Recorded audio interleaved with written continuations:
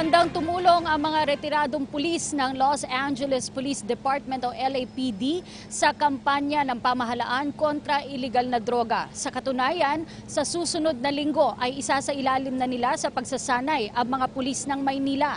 Ang detalye sa ulat ni Waywaya Makal.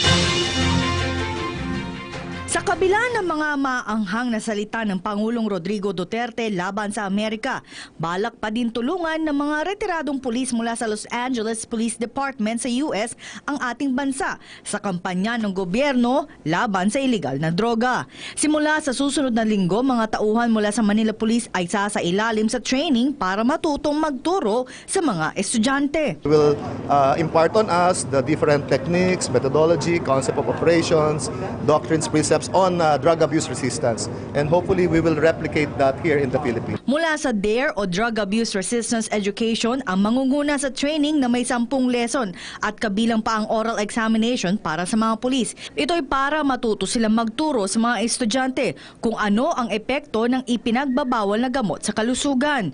Layunin nito ay para magabayan ang mga bata sa murang edad pa lamang at malihis sila sa mga masasamang gawain. Isa ito sa programa ni Manila Mayor Erap Estrada bilang tulong sa kampanya ni Pangulong Duterte. Given their time and their resources to push forward the DARE program so that the Filipino youth will have a drug-free future. With them leading the DARE program and with the active involvement of our law enforcers, we have a chance to win the war against drugs.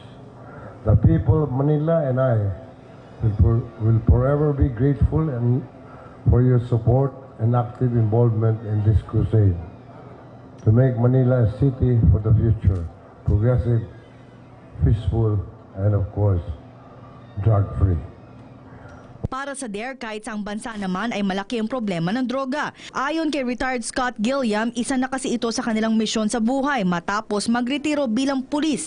Ito'y para tumulong sa mga kabataan. Same desires. We want to help people. We want to make a difference in the community. And so we go through, all police departments go through a tremendous amount of training. Para naman sa Department of Education ay kanila pang pag-aaralan kung nais nila itong gawing permanente sa kanilang curriculum. Pero ayon kay DepEd Secretary Leonor Briones, malaki ang tulong na ito sa kabataan. So starting grade 4, there will be calibrated exposures to the dangers and warnings about drugs. Para sa PTV News, ako si Waywaya Makal.